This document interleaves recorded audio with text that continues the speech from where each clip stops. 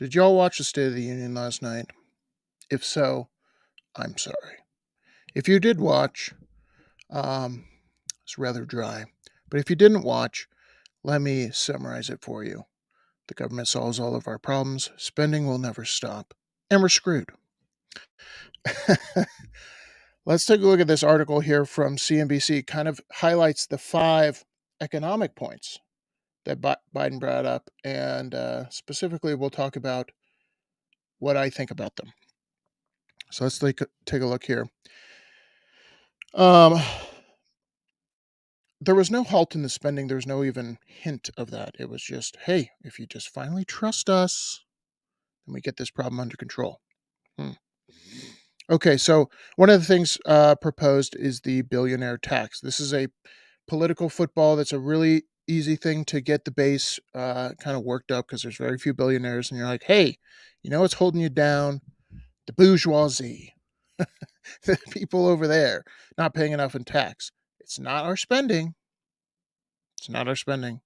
It's those billionaires who don't pay tax, which is a lie in and of itself. They pay tax. Um, and I will say this to everyone listening: no matter what our taxes are, we over the history of the United States over the last 100 years, we've taken in 18 to 20% of our GDP in taxes. 18 to 20, right in that band. Now, the question about all these economic policies: will it make GDP go up? If it does not make GDP go up, then taxes won't go up because we take in 18 to 20%. If you raise taxes, guess what? Productivity goes down. That's just the way it is. That is a rule of economics, people. All right, so reading from the article here: return of the billionaire tax. Tax system is not fair. It's not fair, Biden said. The idea that in 2020, 55 of the largest corporations in America, a Fortune 500, made 40 billion in profits and paid zero in federal taxes. Zero, folks. It's simply not fair. That's all. Okay. They pay employment tax, they pay property tax.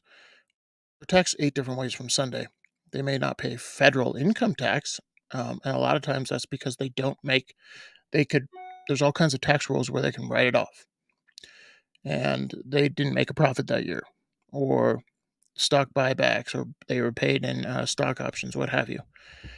If we want to talk about that, that's fine. To assume that that would even come close to solving our spending problem, no. Okay. This idea was popularized by progressives like Senator Elizabeth Warren, an economic powerhouse of sorts, and Bernie Sanders, another economic brain. Biden has vowed not to raise taxes on Americans earning over $400,000 annually, unless that tax is inflation, which is everyone's experiencing. It's just, okay. This was my favorite part of the speech. Hey, you guys know how you're dealing with inflation? Um, we're handling it at the root cause, which is resort junk fees. What? Biden continued to crusade against unnecessary junk fees from banks, airlines, and cable companies and other industries, which add surprise costs to consumer bills. Why?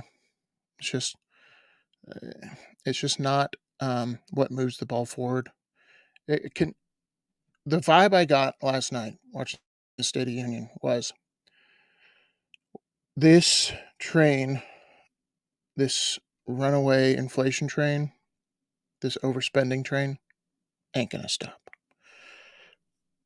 He accused the Republicans of wanting to cut Social Security and Medicare, and then he wanted to put more people on Medicare. And no one wants to talk. There's very few politicians that want to talk about the true problems we have. Okay, here's how much money we take in. Here's how much money we spend. We can't continue to do that. Sorry, folks. We got to talk about what we need to cut. No one wants to do it. It takes bravery, folks. It takes political will. No one's going to do it. Antitrust takes center stage. Look, this is what Biden said. Look, capitalism without competition is not capitalism. It's extortion. Okay. What prevents free market competition? Usually, 99 times out of 100, it is government regulation that prevents competition. It's as simple as that. Like if you're making something and you're gouging people at at price, or or if you sell it, you're gouging people because you're the only show in town. Other entrepreneurs see that and say, I can sell it for less and make way more profit because I'm going to take 100% of the market because I'm going to sell the same product for cheaper. But you know who keeps other companies from competing like that? The government and regulation. That's why big business is always for things like raising the minimum wage, making it harder to start a business. Walmart, Amazon, they're all for that kind of stuff. Government collusion. And here's the here's the issue that everyone's worried about. The White House repeated the line in November when Ticketmaster's parent company Live Nation botched a rollout of ticket sales for Taylor Swift Eras Tour, prompting an antitrust probe. We here in Congress are going to probe things like the Taylor Swift concert issue. We're not going to probe things like, I don't know, insider trading, or where our tax dollars are going in Ukraine. Nope, none of that. We're going to focus on the important issues. You got to laugh. You got to laugh, folks. All right, he's expanding the price cap. Um, Yada, yada, yada, blah, blah, blah. Okay, so what does all this mean? Um, Unfortunately, Americans want to hear what they want to hear, which is you can have your cake and eat it too. You can have free healthcare. You can have a free car. You can have free, free, free, free, free. And that's what Biden was essentially saying last night. He's like, we're onshoring stuff. We're bringing manufacturing back to America and all this kind of stuff. That's great. Fantastic. More American jobs. Do you know what that means? More inflation. Why? Because we have the world reserve currency. And it's very hard to compete on exports for that reason. So we're going to go through an economic, because of this stupidity, because we keep beating ourselves. And the beatings will continue until your morale improves. We have to have a economic reality check to come to Jesus. And that, I think, is going to require pain. It's going to require political will, but that political will won't come until the voting populace says, hey, wait a second. You keep promising these things, and all these prices keep going up, and I get less and less and less stuff. You're not going to raise taxes on people making under 400,000. That's BS. I'm paying 20% more in groceries because you're making these promises by using the government printer.